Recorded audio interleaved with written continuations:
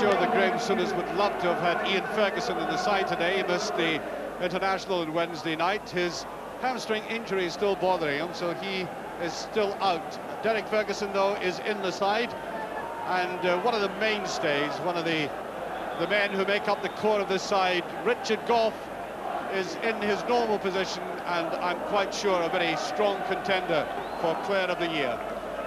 And there's a Hearts side exactly the same that beat Aberdeen last week, and I must confess, one of the best players this season, Dave McPherson. Quite outstanding, got his first full cap on Wednesday night at Hampden Park. A lot more to come. And there's the referee, Jim Ranton from Cowdenbeath.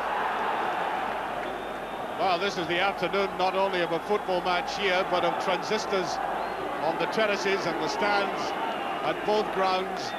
Here and for Tawdry, Rangers players know exactly what they have to do today. Win, of course, and realising that the destiny of the championship could be decided by the way Celtic play against Aberdeen. Hearts have already stated they're not coming here as sacrificial lambs to the slaughter, although they have to do slightly better than that in finishing.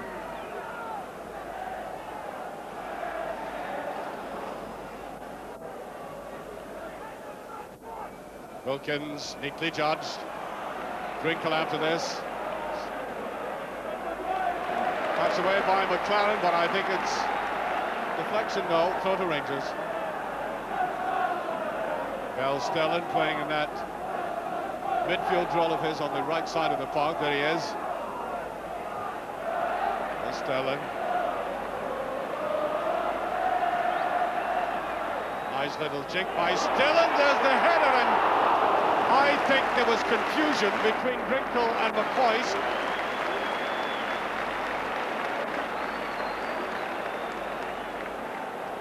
Clearly, both of them wanted that ball. Now, whose error was it?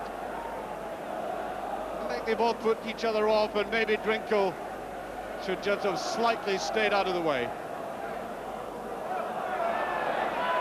Galloway laid it off beautifully. Now Eamon Bannon, no offside. Bannon going in and Butcher. Superb and effective clearance that. Always a dangerous one going into the penalty area behind the player and tackling like that. You had to do it clinically, and he did. Sterling. Stevens, very good move by Rangers. Still there, Drinkle is with it, and it's just over. And thumbs up from Andy McCoist, an acknowledgement of a quite excellent ball. Always danger written on that one. Not coped with well at all by Sanderson, and Drinkle getting underneath it. Well, the singing on the terracings is perhaps causing more activity than on the field at the moment. Nothing much happening in there. Andy McCoist, I think, fouled on the edge of the box. That will be a free kick. Should be a very interesting situation, because there are players in that team who can hit the dead ball superbly well. Walters is there. Wilkins and Sterling. And there it is, and it's in! Beautifully by Sterling.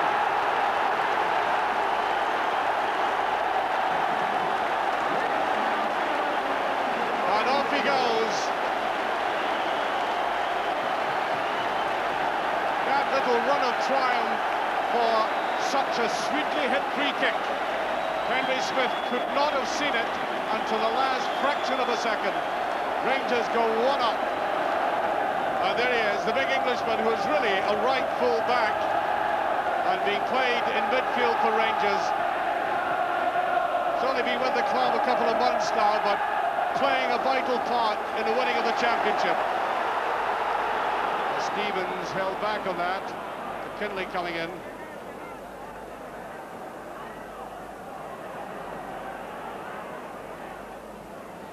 Black pouring in on this, wanting a 1-2, and gets it beautifully.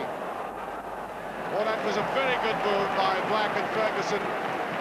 Good interception, though, by Richard Gough. one of Hart's better moves in his game. Black at the base of it. Look at the 1-2, quite deliberately made, and look, Richard Gough in again.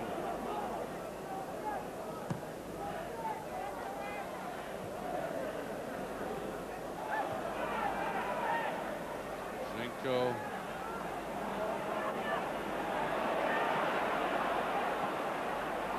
There's Emmett Bannon.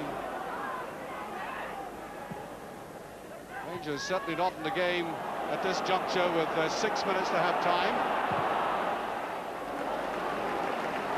And that is the first clean shot that Hearts have had a goal in the past 20 minutes.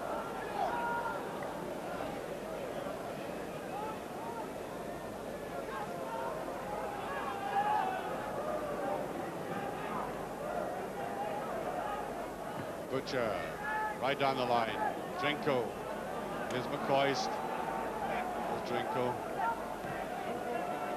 Did well to get out of that. Oh. They have to teach each other. Look at this comedy of errors with Drinko. Well, that's not a bad ball. There's a great goal, Sterling. Oh, superbly taken by the big man. He is having a field day.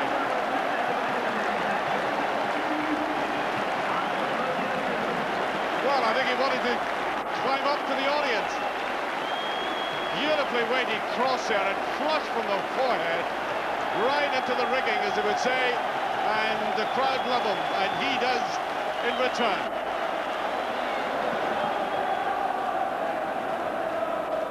Oh, he is absolutely enjoying himself. There's Butcher.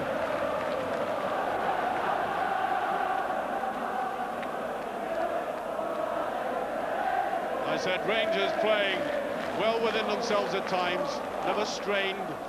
Here's Sterling.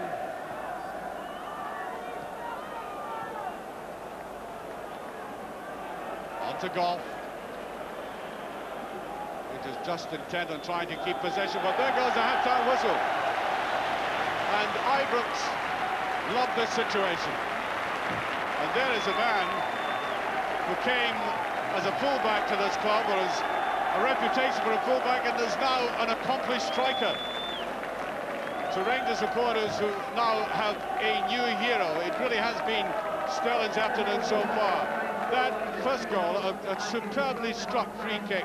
It really was hit very sweetly by him. It whistled past the goalkeeper. He really had absolutely no chance with it. And then a goal that Ali McCoist or Kevin Drinko would have been delighted with themselves when he rose majestically to head the second. Hearts really looked right out of it, and it's all a case of what is happening at Pittodrie. Well, as we start the second half, I'm sure Rangers will be very keen to know what's going on at Pittodrie, apart from anything else, and I'm sure Sterling will be after his hat-trick as Walters picks that up. Mark Walters, whose superb cross brought about that second goal. Ian Ferguson forced way back. Here's Galloway. Well, that's a useful ball indeed. Cahoon is up, and that is just past. And the Rangers defence, well, both the goalkeeper and Monroe looked at each other. That really bothered Rangers. And that's the worst moment they've had in the game so far. I think Chris Woods thought that Monroe was going to get that.